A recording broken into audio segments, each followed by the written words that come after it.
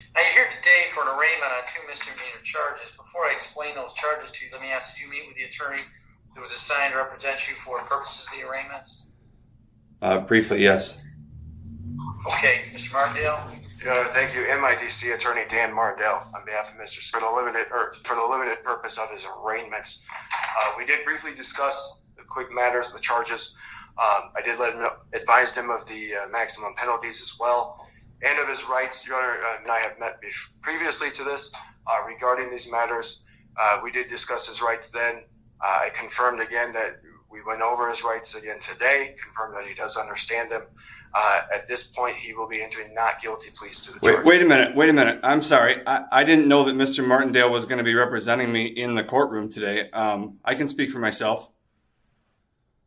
Okay, well, you met with him. I just want to confirm that you were explaining your rights. He's not your assigned counsel. He is just someone who, by Michigan statutes, were required to make sure you had the opportunity to meet with an attorney prior to being advised of the charges. So that's what happened here today.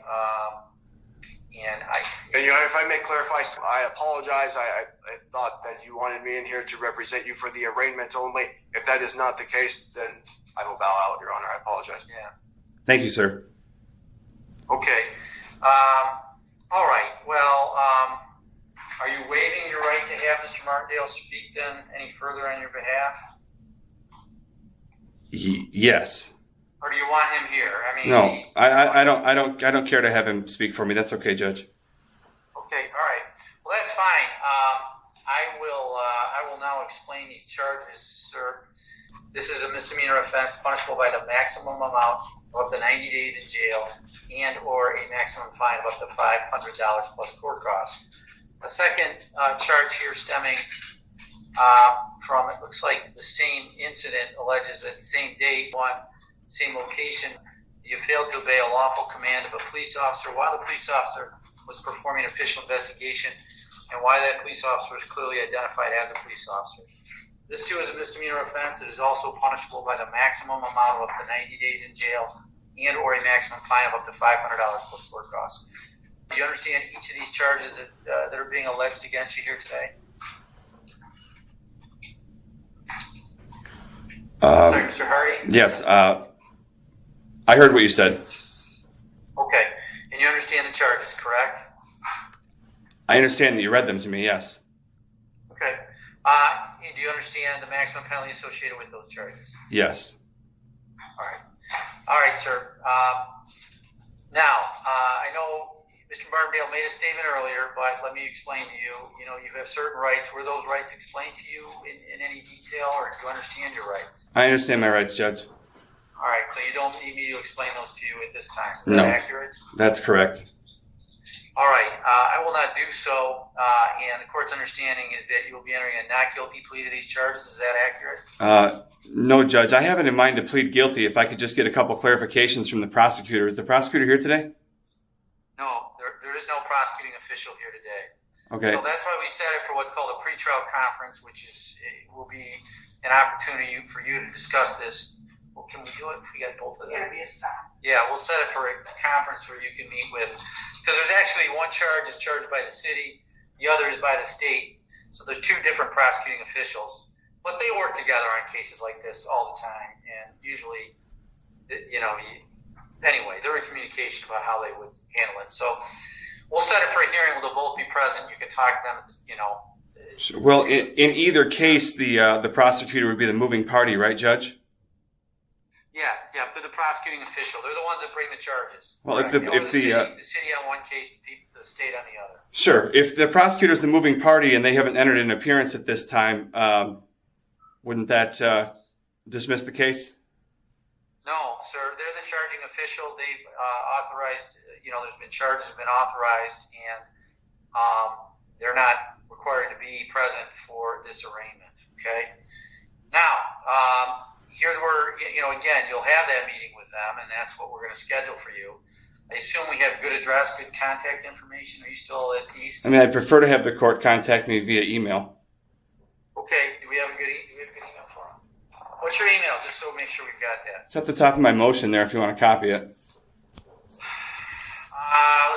something here. All right, is it alumni? Okay, yeah, we can email you the notice of when you're going to have to appear. And again, we're entering a not guilty plea. Would you also send me both of the case files, Judge?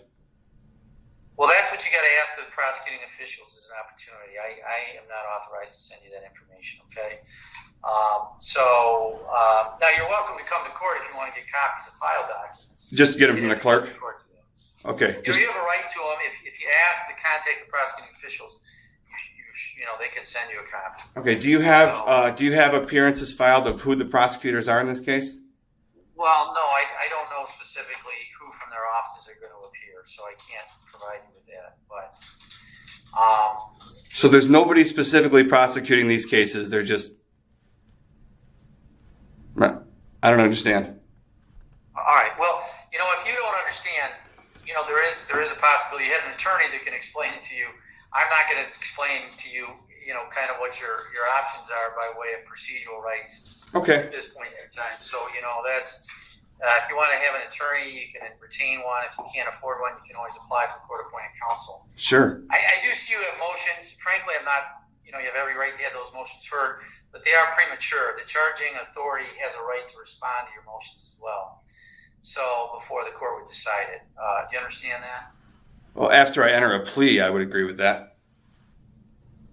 Okay. No, sir. That's not accurate. At least the court does not believe it to be accurate. You can bring motions before you enter a plea, all right? I mean, right now your plea is not guilty, so, the court will accept that. Do I have the right to plead guilty today? Yeah, you'd have to plead guilty as charged, and then you would be convicted on these cases if the court accepts that plea. Okay. Can I get a couple clarifications about the cause and nature of the proceedings?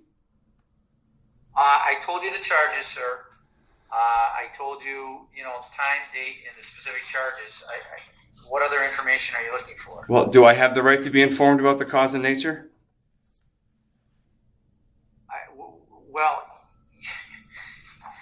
when you say the cause and nature, do you need me to read you the cause of action again? If you don't comprehend what has been explained to you, I can try a little harder to make sure you comprehend or understand that. But it's two separate charges. Illegal entry, which is essentially entry without. The second charge here is failing to obey command of a police officer. Okay, I know I explained those to you. You said you understood that I explained them to you. Is there something about them that you don't understand? Am I presumed innocent of these allegations? Yes, sir. And am I presumed innocent of every element of these allegations? Yes, you are, sir. All right. Is jurisdiction one of those elements? Yeah, they've got to have jurisdiction, and the allegation here is that this occurred in the city of Grand Rapids. Okay, so has the prosecutor submitted any facts that actually established the element of jurisdiction? Well, yes, this was sworn out by way of an affidavit of probable cause to support the charged offense. At least I should say okay. And I think the charges on the other case were authorized by the city attorney's office of Fayetteville Bay. Okay, so can you tell me what? Can you tell me? So can you tell me what facts are pled that would establish jurisdiction? Yeah, the location and the charge. Okay. The location and the charging instrument the only proof of jurisdiction? Sir, I'm not exactly sure what you're inquiring. I told you what the court understands to be the jurisdictional elements here. You're charged with misdemeanor offenses that occurred in the city of Grand Rapids. That authorizes this court to have jurisdiction to pursue the charges. If you want to challenge jurisdiction, you have every right to do so. You may do so. You may do that by motion. You file a motion, and you must copy the prosecuting official on these motions. They have a right and an opportunity to respond to that motion. So I'm not going to entertain some motion at this point in time. It's premature. So I'm trying to explain to you, okay? That doesn't mean you can't bring it, and I'm not saying you're incorrect. I simply don't know. I'm not sure what you're asking. I'm not ruling on that. I'm not making a decision here today. So you can review all this information. You have access to this information. You may review it. You may bring any kind of motion you believe is appropriate in support of your defense. Okay. Is that a yes or a no?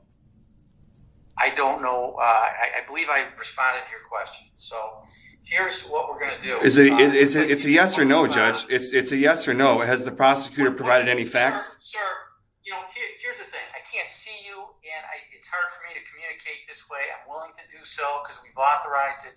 I don't know what your yes or no question you're asking a response to. Oh, how come you can't? I tried my best to be responsive to your questions. How come you can't see me? Need clarification, sir. How come you can't see me?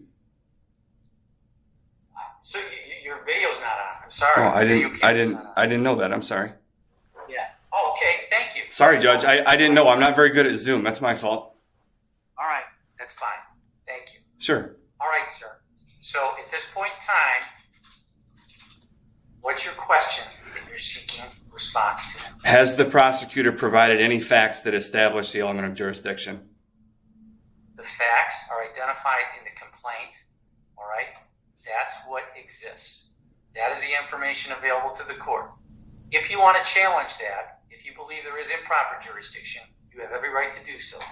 You may file a motion. Certainly. That motion must be served on the prosecuting official. They have a right to respond to that motion. And at that point in time, it's presented to the court at a hearing. It's got to be scheduled for a hearing. And that is when the court would rule on that request. Okay? So I don't have a problem with you trying to obtain some factual information. That'll be made available to you. You have to, again, prosecuting officials here are very good about supplying that information. You simply have to request it of them. All right? That information should be presented by now, though, right, Judge? Not necessarily. Procedurally, that's very rare that it's presented to you prior to being arraigned on the charge. All right? So is there evidence of So is the evidence there or is it not, Judge? Is it in the folder or is it not? Mr. I'm not your attorney. I'm not going to explain to you or provide you with information that again, you're asking questions about whether or not the charges have been lawfully brought before you. I am not here to decide that issue at this point in time. You need to bring a motion if that is your position on it. I'm just asking you if the prosecutor... You should have been supplied the information prior to the arraignment. You may bring a motion. You must copy it. You must present the charging officials with that information. You must schedule for hearing. The court will decide it in that matter. Sure. We're not deciding it at this time. I'm just asking... Do you understand with the information I'm providing, sir? Negative. I'm just asking what facts the prosecutor has submitted, because if he hasn't submitted them by now, I would say he hasn't stated his case. All right. You may make that argument. You may present a motion to the court. You must do so by way of scheduling a hearing. You must copy the prosecuting official on your motion so that they are aware of what you're saying. They have a right to respond. So if that's your position, that's the procedure, sir. Just so we're clear on your position, Judge. The prosecutor has not presented evidence of jurisdiction and has not stated a case, but you're encouraging me to plead to an unstated case? Sir, I'm not encouraging you to plead guilty to anything. If at this point you may just stand mute, and I'll accept that as a not guilty plea, so the process will move on to afford you the opportunity to bring these arguments before the court. That's the way that it works. Okay? So you're encouraging me to enter a plea to an unstated case. Is that fair to say? All right, sir. We're done. I'm not answering these questions any further. I've explained to you the process and procedure. If you don't understand that, I'm incapable of explaining it any more clearly than I've already done. All right? Here's what we're going to do. We're going to schedule these things for pre-trials accordingly. We will send you the notice by email. You have posted bond. I'm not going to change that. You've appeared today. I do have a couple special conditions here. One is I don't want you to go back to this property at time out from that property. Also, I don't want you to have contact with the owner of that property while this case is pending. Okay? Those are the special conditions at this point in time. So wait a minute. Earlier you said I was copy of that information. Sure, but earlier you said I was presumed. Sure, but earlier you said I was presumed innocent. I'm not clear on these stipulations. These are conditions of bond. The court is imposing these conditions at this point in time as special conditions of bond. Okay. Okay. Earlier you told me I had the right to plead guilty. Did I lose that right? No, sir, you don't. You didn't lose that right. If you want to plead guilty to the charges, then you would be convicted and you would be denied the opportunity to make the arguments you're making. If you want to make those, but at this point in time, based upon your questioning, based upon your concerns about the charges, the court is interpreting that you are contesting these charges, and the court accordingly will afford you that opportunity by entering a not guilty plea on your behalf. Judge, I'm trying to plead guilty on the strength. I am done. I'm not sure where you're going with this, but I'm done. I am not engaging you in any kind of argument or quarrel at this time. It's not what we're here to do. Oh, Judge, please don't misunderstand. Please. If you have questions or concerns about the process and procedure, I have explained to you in exhausting detail. I'm not sure what else you need to hear from the court. Please don't misunderstand, Judge. My quarrel is not with you. It's with the prosecutor. Well, then you bring a motion that I've told you how to do at least 3 times now, and then that's the way the case may be dismissed. I'm not saying you're right. I'm not saying you're wrong. I'm just telling you that I can't rule on that issue today. That's what I'm telling you. So you may gather information to support your position or any arguments you may have, and at that point in time, you can file your motion. Okay? Are you telling me? It works, sir. Okay. Now, the procedural elements of this, the court is following. You may not like them. You may disagree with them. You have every right to appeal the court's decision on these procedural requirements. I would not be offended by that. But what I'm telling you is I'm following the procedure. Is I understand that it should be followed, and that's the decision at this point in time. If you dispute it, question it, you may appeal the court's decision on the procedure and the way the case is moving forward. Sure, okay? Judge. I object to the entry of a plea that's not knowing and voluntary. All right. Well, your objection's on the record. You may appeal the decision of the court's entry of a not guilty plea on your behalf at this point in time. Okay? If you want to change your plea, you may do so at any point in time. But based upon the information you conveyed to the court, frankly, I don't know how I can accept a guilty plea when you question essentially every element or underlying element of the charge. That being the case, the court's not convinced there could be a sufficient factual basis to support the plea that you acknowledge those things because you've already questioned them. So we're all set. We spent time. I've been patient. I'm not sure what else, but if you object to these proceedings, please go ahead and feel free to appeal the court's decision. Well, it's just still the one question that's on the table, Judge, which is what facts have been presented at this time which would establish jurisdiction. You may obtain the information from the prosecuting officials. Are you saying that the information exists? Mr. Hardy, you may obtain all the information that does exist, and you may use that information as a basis for your motions. Okay? No. We are all set. Absent any evidence of jurisdiction, I feel that the prosecutor has not stated his case, and I would move for a dismissal. Okay. As I told you, you have every right to bring that motion. Okay. Now is not the time. You must submit the motion before the court, schedule for a hearing, and give the prosecuting official notice, and then that way they have an opportunity and a right to respond. Are you saying that arraignment isn't a good time to point out? Are you saying that arraignment isn't a good time to point out that the prosecutor hasn't stated his case? Sir, I'm saying you can say that, but I'm not going to rule on it. Okay? That's what I'm saying. That's what I'm saying. I think I've said it several times. All right. We are all set, Mr. Thank you very much. All right. Have you entered? Have you entered this plea? All right. If you don't appear, you might be subject to an order to show cause. And if you ignore that, it could eventually lead to a bench warrant. So we don't need to go that route. Just appear when you're scheduled. We should be all set. Okay? Is that? I don't understand. Is that a threat? Sir, I'm telling you. I mean, I've appeared as you've asked me to. I don't understand why you would. No. I'm reminding you to just continue to do so. That's all I'm saying to you, sir. All right? Listen, you're not here in the courtroom, and we're done with this proceeding at this time. And again, I appreciate your questioning. I appreciate the fact that you care about the charges and you want to contest them. You have every right to do that. But we're not dismissing cases now on motions without there being a proper notice provided to the prosecuting authorities. Okay?